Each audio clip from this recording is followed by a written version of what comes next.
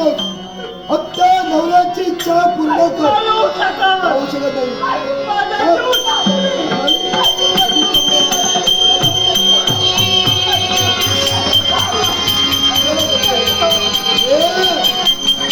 अजूनही विचार कर. मी तुला माझ्या संसारात सहचारी बनवली. पण प्रत्येक बायकोचा धर्म नवऱ्याची इच्छा पूर्ण कर.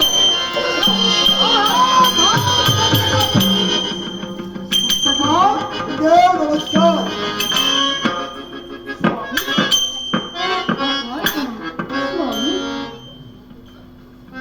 समाजाची अधमकृती करणारा माझा सत्यका आणि जो माझ्या समवेत आला तोही माझा शिष्य सत्यका. गुरुदेव हा प्रकार काय? गुरुदेव गुरुदेव नमस्कार.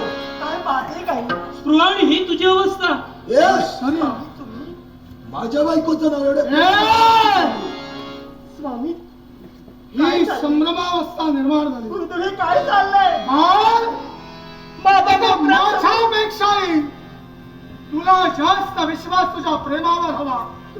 अगं ज्याच्याशी तू प्रेम केलास, ज्या देवा ब्राह्मणाच्या साक्षीनं विवाह करून ज्याच्या संसारात पदार्पण केलंस, सांग तुझा खरा सत्य काम कोण?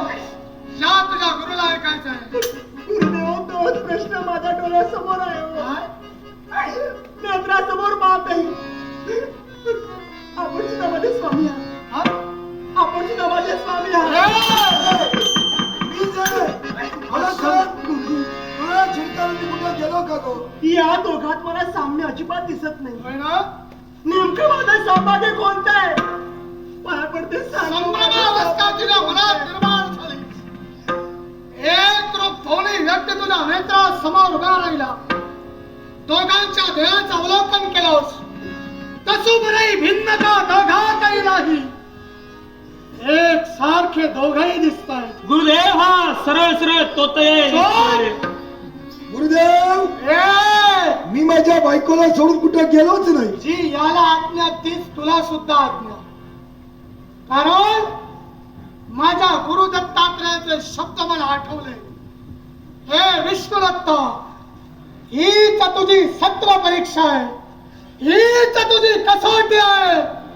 आणि तो माझा गुरु दत्तात्रय जर माझी कसोटी घेत असेल तर त्या कसोटीत पूर्ण उतराळी ठरण्यासाठी तुम्हा दोघांनाही कसोटी द्यावी लागेल. तुम्ही आमची कोणती परीक्षा घ्या, वैयक्तिक माझी. मी तुमच्या प्रत्येक परीक्षेत उत्तराई ठरणार. गुरुदेव तुमचं खरं शिष्य मी आहे. वाटेल तेवढी कसोटी घ्या, वाटेल ते प्रश्न विचारा. माझा खरा शिष्य कोण हे मी ठरवणार आहे. आणि ते मीच तुझ्या कोणत्या बुद्धिमत्तेचा उपयोग तू करू नको. गुरुदेव काय मी आपल्याला पटवून देणार. पटवून देणार? मीच तुमचा खरा शिष्य. होय ना? गुरुदेव दिवा विजायला आला की तो जास्त फडफडतो. जो जास्त फडफड करतो तो लवकर दिसतो. आणि याच्यापेक्षा आता तू जास्त बडबडतोय. जरा का कसोटी मला घ्यायची आहे, तुला माझी नव्हे. आणि मी जी कसोटी घेणार आहे त्या कसोटीत जो उतराई ठरेल तोच माझा खरा शिष्य. मग मी विचारलेल्या प्रश्नांची योग्य उत्तर तुम्हा दोघांनाही द्यावी लागतील. पहिला प्रश्न माझा तुला. मला हो विचारा. सत्यकाम माझा पट्टा शिष्य मीच तो. म्हणजे तू हो. होय ना?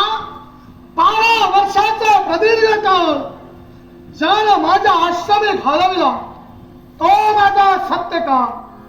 8व्या वर्षी ज्याचा व्रतबंध संस्कार झाला आणि तोच व्रतबंध संस्कार झाल्याच्या नंतर ज्यानं माझ्या आश्रमात प्रवेश केला तो माझा शिष्य सत्यकाम.